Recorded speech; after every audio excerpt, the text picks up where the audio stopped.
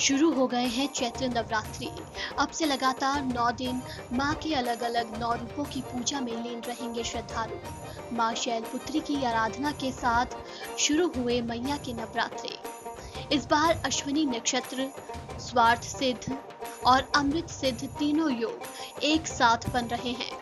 अमृत सिद्धि योग में कोई कार्य शुरू करने पर शुभ फल मिलता है। साथ ही स्वार्थ सिद्धि योग में जो भी कार्य किए जाते हैं वो बिना बाधा के ही पूर्ण होते हैं और सुख समृद्धि आती है। नवरात्रि पर कलश स्थापना,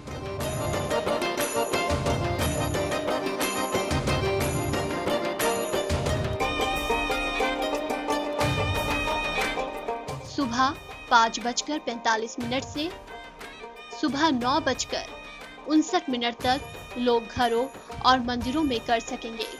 इसके साथ ही अभिजीत मुहूर्त सुबह 11:41 से दोपहर 12:32 तक रहेगा।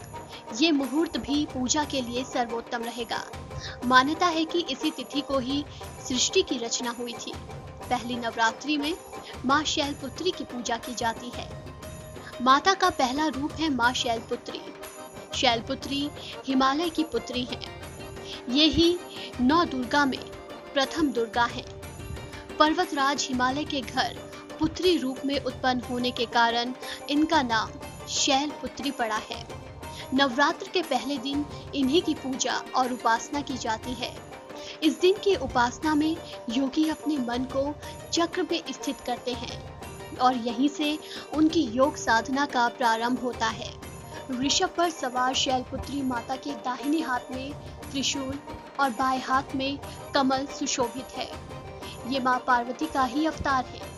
दक्ष के यज्ञ में भगवान शिव का अपमान होने के बाद सती योगाग्नि में भस्म हो गई थी, जिसके बाद उन्होंने हिमालय के घर पार्वती के रूप में जन्म लिया। पर्वत की पुत्री होने के कारण उन्हें शैलपुत्री कहा जाता है। मां शैलपुत्री की आराधना से मनोवांछित फल और कन्याओं को उत्तम वर की प्राप्ति होती है। साथ ही साधक को मूलाधार चक्र जागृत होने से प्राप्त होने वाली सिद्धियां हासिल होती हैं। मां शैलपुत्री की आराधना से मनोवांछित फल मिलता है। आज के दिन मां को श्वेत वस्त्र, श्वेत फूल अर्पित करें। कंद मूल, मौसमी फलों का भोग लगाएं। ज्योतिष के अनुसार विशेष मुहूर्त में पूजा करें। ऐसा करने से मां प्रसन्न होंगी और अपने भक्तों पर कृपा करेंगे। ओम आदित्याय नमः का जाप करें। आज इस मंत्र का जाप और मां शैलपुत्री की आराधना से आप अपनी समस्याओं से भी मुक्ति पा सकते हैं और आपको सेहत का वरदान भी मिल सकता है।